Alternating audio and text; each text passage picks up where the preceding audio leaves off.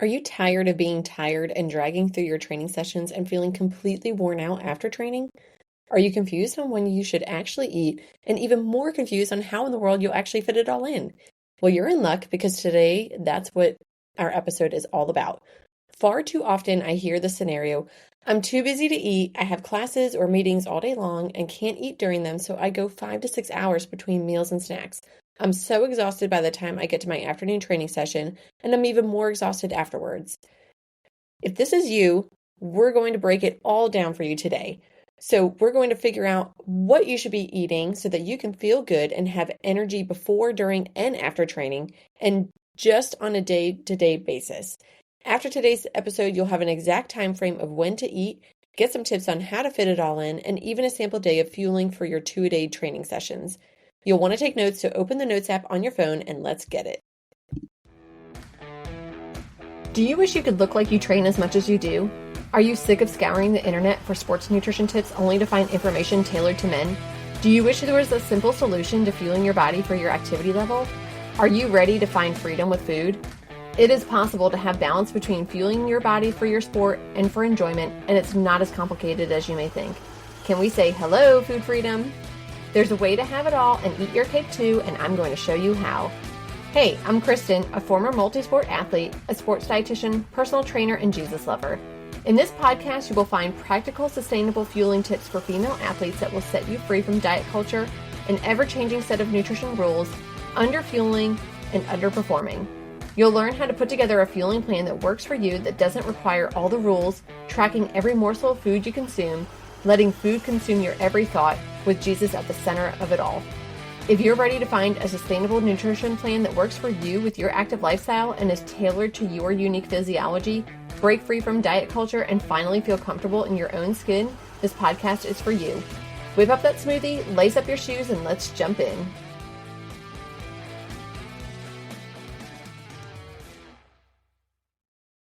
Have you ever been wondering, when in the world am I supposed to eat lunch? I have so many things going on. I can't possibly fit in lunch. I have no time for this. What am I supposed to do? Also, what do you do when you have practice twice a day? How do you schedule in eating? What do you eat?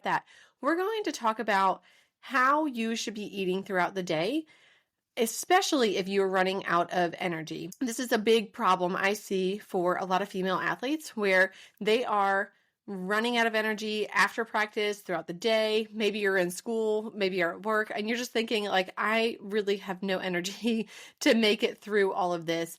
And nutrition can certainly be to blame. So let's talk about how you should be eating throughout the day so that you can have consistent energy levels. So first, let's just talk about the importance of eating consistently throughout the day as a female athlete. There are several reasons why you should be eating throughout the day. One is, of course, your energy levels. If you're having regular meals and snacks, that helps to maintain steady energy levels throughout the day. And this can give you a constant supply of energy, because when you're eating just sporadically throughout the day, your body doesn't really know what to expect. And so it doesn't really know, should I burn off that food? Should I use it as energy? Should I store it as fat? I'm not really sure what to do. So it can just be kind of like on this roller coaster up and down, which we don't want it to be. We want it to be just steady throughout the day. And next up would be muscle recovery. So if you're not eating throughout the day, you're not going to be getting that nice muscle recovery from your workouts. So unfortunately, what can happen is now you are working out, you're working your butt off, but you're not actually building any muscle. You're just really, you could be burning off your muscle mass because you're not giving your body what it needs to recover from that workout. You need to eat around your workouts and consistently throughout the day to get muscle protein synthesis, which is just a fancy way of saying muscle building. Number 3 is your metabolism. So if you are eating frequently throughout the day, it can actually keep your metabolism active. And so this is really important for athletes that need to maintain their body weight or their composition, but of course want to perform well during their sport, because if you are going long periods of time without eating, then that can make you not have energy, and then you don't get to have much or good performance during your training session or your practice, or if you have a game or competition. So number 4 would be nutrient intake. if you're not eating throughout the day, you're really missing out on opportunities to get in proper nutrition throughout the day. And that would include macronutrients like protein, carbohydrates, fats, as well as micronutrients. So all your vitamins and minerals. You can't just stockpile. I see people do this where they think, okay, well, I can just have a really good dinner, but I'm not going to eat much earlier in the day. Your body doesn't work that way. It can't just take in all these nutrients at one time and utilize them really well. It's kind of like overfilling your car with gas. It's just going to spill out. It's not actually going to use that extra gas. You have to make sure that you are putting in amounts of food consistently throughout the day. So next up would be mental focus. If you've ever undereaten, you know exactly what I'm talking about. You get brain fog, you can't think straight, you start to become hangry, you get these mood swings, and that's all from just your blood sugar levels kind of going crazy. And so, they could be really high, they could be really low. We want to make sure that you're having a consistent amount of blood sugar levels throughout the day, and that would be from eating consistently throughout the day. Last up would be hydration, and hydration is really important with eating consistently throughout the day, because believe it or not, you actually get a lot of water from your food. Most people think of hydration just simply as what they drink, but hydration really does come from food. And if you have ever gone on a 1-day fast, you know what I'm talking about, because you are thirsty. And so you really need to make sure that you are eating consistently throughout the day, as well as drinking throughout the day, to get proper hydration levels in. So let's talk about what this all looks like. What are some recommendations as far as how you should be structuring your day so that you are eating consistently throughout the day? Number one is to actually eat within 30 to 60 minutes of waking up.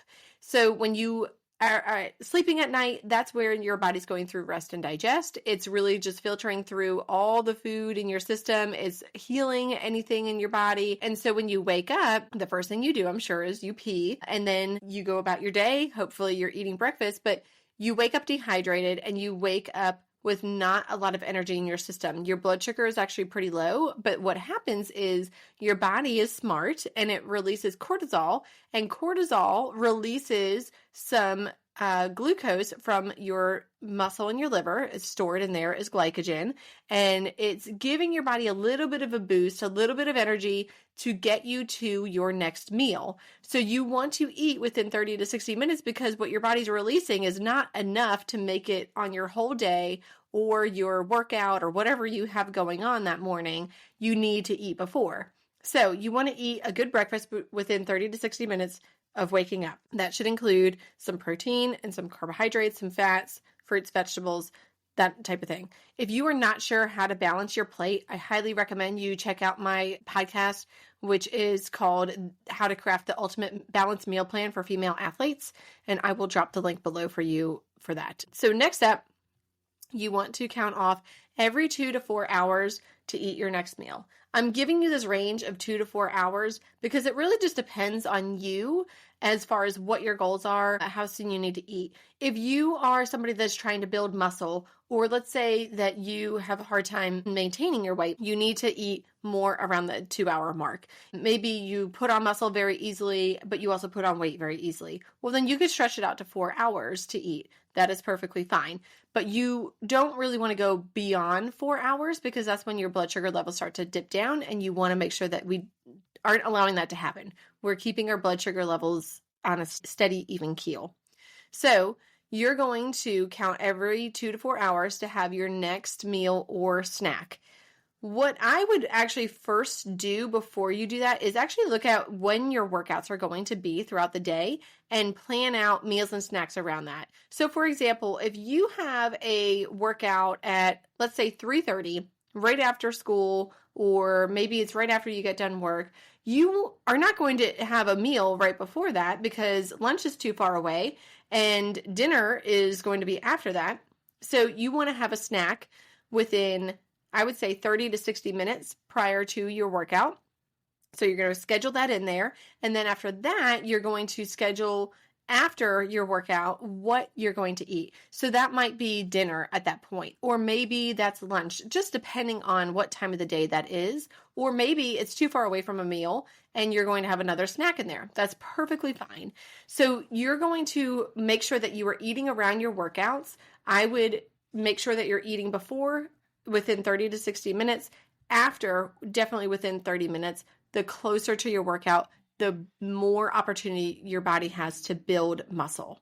So make sure that you're sandwiching around your workouts first, and then make sure that you are counting off every 2 to 4 hours for your other meals, and kind of, playing around with the numbers a little bit, or the times a little bit, so that everything is, pretty much spaced out. So if you are also have a schedule where you have a lot of meetings, let's say, or you're a student and you're in classes and you can't eat during those classes, then you're going to have a little bit more work to do, because you have to look at your schedule for the next day. You might want to do this each day and figure out what your day looks like tomorrow and when you can fit in times to eat. I promise you there is 5 minutes in your day to eat something like a protein bar or a granola bar or string cheese or a piece of fruit or something along those lines. So you just want to find those little pockets and make sure that it's in that 2 to 4 hour range. Now, if let's say you have a meeting over lunch, or you have a class over lunch, and you can't eat at that time, that's fine. Then just go ahead and move up when your lunch would be. Or if it's not too far off from where it should be, then you can just wait until after your class, but make sure that you are incorporating a snack in there so that you are not going beyond the 4-hour mark. So I'm just going to give you an example of what this should look like. Now, this would be for a student athlete who has an early morning lifting session and also a workout or practice later in the day. Okay, so 5 a.m., the alarm goes off. You're going to wake up, have a piece of fruit, so like an apple or a banana with a little bit of peanut butter and a glass of milk. And then at 5:30 to 6:30, you're going to do your lifting session. At 7 a.m., you're going to come back, eat breakfast, which is just going to be some scrambled eggs on a bagel and some fruit. Next, at 10 a.m., you're going to have a protein bar, let's just say a Cliff Builder bar. At 1 p.m., you have a turkey and cheese sandwich with veggies and hummus and some pretzels for lunch. At 3 p.m., you're going to have a snack, which is going to be yogurt, fruit, and granola, or just a regular Cliff Bar. This is going to be your pre-workout snack, because at 3:30, you have practice until 5:30. So a 2-hour practice. And then at 6 o'clock, ideally, you would have dinner. So an example would be spaghetti with meat sauce and salad. Now, let's say you're not going to get home in 30 minutes and cook dinner. Fine. Perfectly fine. In that case, what I would suggest doing is just bring something with some protein in it, like a Greek yogurt, or you could do a protein shake, like Fairlife Core Power. Great idea. You could bring that with you, drink that on the ride home while you make dinner, and then eat if somebody is not cooking for you. Also, in my example of the student athlete, let's say they're going to go to bed at 10 p.m. So there's a 4-hour window between dinner and bedtime. If you are hungry in that time frame, then you can have a protein heavy snack before you go to bed. So an example would be a Greek yogurt. It could be a glass of milk. It can be some scrambled eggs. It could be even like a piece of chicken if you wanted to do that late, but something along those lines if you are finding that you are hungry, or if you are waking up in the middle of the night hungry, then you want to go ahead and have something right before bed. So I hope this helps to kind of give you an idea of what your day should look like and how you can plan it out for yourself so that you are never running out of energy. You're never having those dips in your energy levels or dips in your blood sugar levels, and everything's really staying on an even keel for you, which is going to then help your performance in your sport. So if you are struggling to figure out how much you should be eating and how to space that out over the course of the day, please check out my online course, which is called the Sustainable Sports Nutrition Academy. I explain all of this for you. I break it down as to how much you should be eating, you specifically, not a cookie cutter approach, how much you should be eating over the course of the day, how to space that out over the course of the day, and how to actually make that happen. And so that way you are having consistent energy levels and you are getting the performance that you were looking for. Hey friend, if this podcast inspired you, encouraged you, or changed you, I would love for you to leave me a review and share it with a girlfriend who will find it helpful or inspiring. That is the best way you can thank me and help me share my knowledge so I can help more people just like you. I'm so thankful that you spent this time with me today, and I'd love to connect with you. Join my Facebook group, Female Sports Nutrition, or send me a DM on Instagram, or hop on over to my website, EliteNutritionPerformance.com. I'll see you back here next week.